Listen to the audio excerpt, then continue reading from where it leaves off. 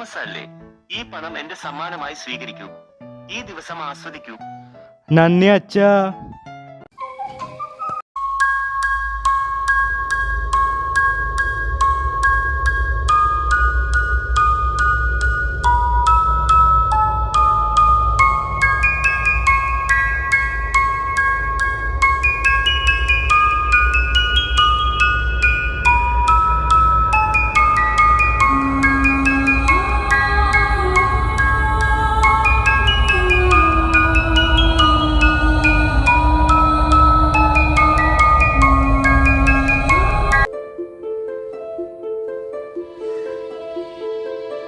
അത് കണ്ടിട്ടൊരു പാവപ്പെട്ട ചെക്കനാണെന്ന് തോന്നുന്നു.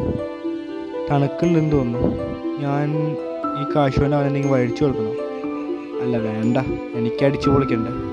എന്തിനാ വെറുതെ കാശ് കളയണം? പക്ഷേ ആ കുട്ടീനെ കാണുമ്പോൾ എനിക്ക് പാവം തോന്നുന്നു. അവൻ എന്തെങ്കിലും ഒരു സഹായം ചെയ്യേണ്ടതാണ്. കയ്യിലൊന്നുമില്ല. ഇത്രയും വലിയൊരു കാറ്റുള്ള ദിവസത്ത് അവൻ തണുത്തിരിക്കുന്ന കാണാൻ എനിക്ക് പറ്റില്ല. ഈ കാശ് കൊണ്ട് ഞാൻ അവനെന്തെങ്കിലും വാങ്ങിച്ചു കൊടുത്താൽ എനിക്കെന്തെങ്കിലും പുണ്യം കിട്ടും. ക്രിസ്മസ് അല്ല, എല്ലാവരും സന്തോഷമായിരിക്കണ്ടേ. 1 hour later.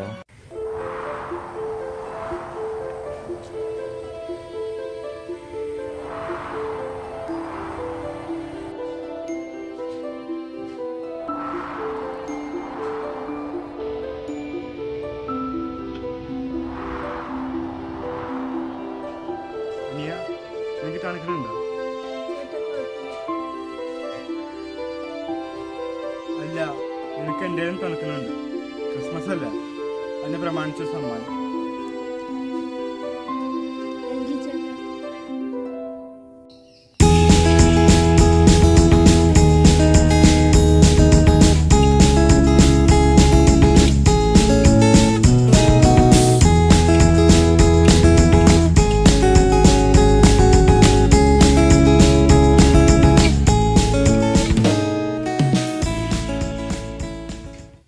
ആഹാ, എന്താ ഒരു സന്തോഷം!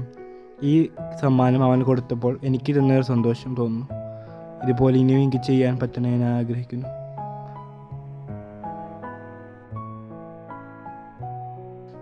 ക്രിസ്മസിന്റെ യഥാർത്ഥ സന്ദേശം സ്നേഹമാണ്, കരുതലാണ്. അത് നമ്മുടെ കുടുംബാംഗങ്ങളിലേക്ക് മാത്രം ഒതുങ്ങേണ്ട ഒന്നല്ല. കഷ്ടപ്പെടുന്നവരിലേക്കും വേദനിക്കുന്നവരിലേക്കും നമ്മുടെ സ്നേഹവും സഹായവും എത്തിച്ചുകൊണ്ട് ഈ ക്രിസ്മസ് നമുക്ക് അർത്ഥവത്താക്കാം. സ്നേഹം പങ്കുവെക്കാനുള്ളതാണ്, കരുണ ചൊരിയുവാനുള്ളതാണ്. ഈ ക്രിസ്മസ് നാളുകളിൽ ആവശ്യക്കാരോട് ചേർന്ന് നിൽക്കാം, പ്രകാശമാകാം. ഏവർക്കും ശാന്തിയും സന്തോഷവും നിറഞ്ഞ ക്രിസ്മസ് ആശംസകൾ.